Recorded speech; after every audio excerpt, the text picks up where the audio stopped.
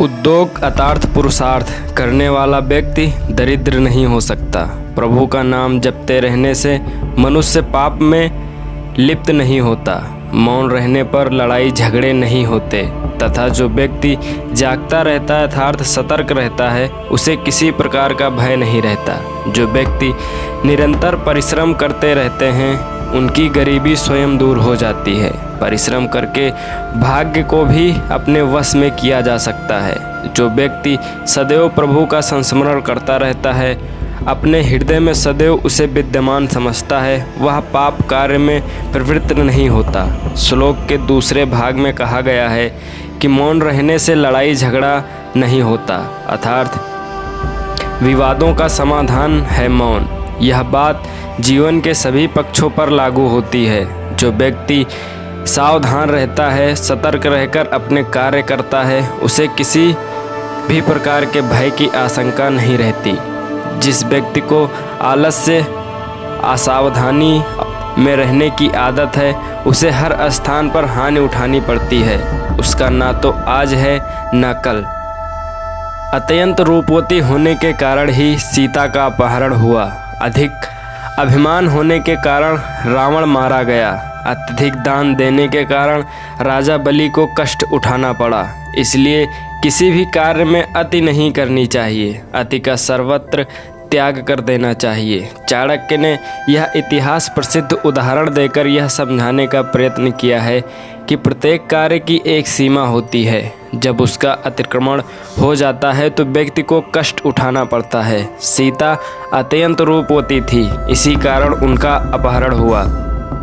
इसी प्रकार रावण यद्यपि अत्यंत बलवान और समृद्ध राजा था, परंतु अभिमान की सभी सीमाएं लांघ गया। परिणाम स्वरूप उसे अपने स्वजनों के साथ मौत के घाट उतारना पड़ा। राजा बलि के संबंध में सभी जानते हैं कि वह अत्यंत दानी था। उसके दान के कारण जब उसका यश सारे संसार में फैलने लगा तो देवता लोग भी चिंतित हो उठे। तब भगवान विष्णु ने वामन का अवतार लेकर उससे 3 पग धरती दान में मांगी। बलि के गुरु शुक्राचार्य ने उसे सावधान भी किया, परंतु बलि ने उनकी बात न मानकर वामन ने विष्णु की बात मान ली और भगवान ने 3 पगों में धरती, स्वर्ग और पाताल तीनों लोकों को नापकर बलि को भिखारी बना दिया। इन सब उदाहरणों का भाव यही है कि अच्छाई भी एक सीमा से आगे बढ़ जाती है तो वह बुराई यथार्थ हानिकारक बन जाती है। लोग उसका लाभ उठाते हैं, इसलिए कहा गया है कि अति ना करें। समर्थ अथवा शक्तिशाली लोगों के लिए कोई भी कार्य कठिन नहीं होता। व्यापारियों के लिए भी कोई स्थान दूर नहीं। पढ़े लिखे विद्वान व्यक्ति के लिए कोई भी स्थान विदेश नहीं। इसी प्रकार जो मधुर भाषी हैं उनके लिए कोई पराया नहीं।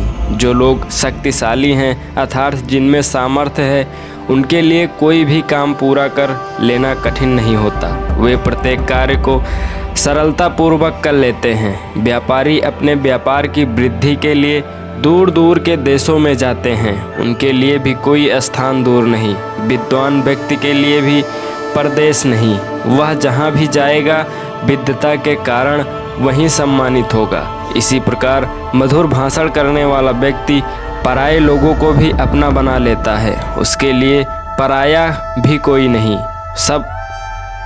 सब उसके अपने हो जाते हैं। जिस प्रकार सुगंधित फूलों से लदा हुआ एक वृक्ष सारे जंगल को सुगंध से भर देता है, उसी प्रकार सुपुत्र के सारे वंश की शोभा बढ़ती है, प्रशंसा होती है। लोगों के बहुत से पुत्र अथवा संतानें होती हैं, परंतु उनकी अधिकता के कारण परिवार का सम्मान नहीं बढ़ता। कुल का सम्मान बढ़ाने के लिए एक सद्गुणी पुत्र ही काफ़ी होता है।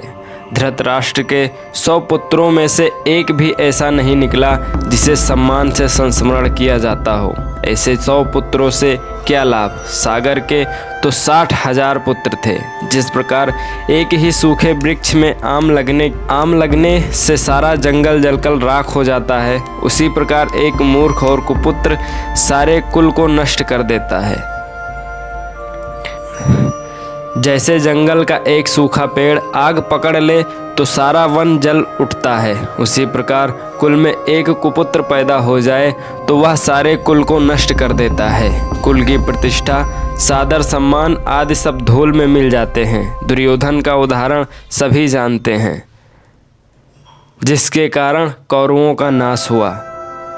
लंकापति रावण भी इसी श्रेणी में आता है।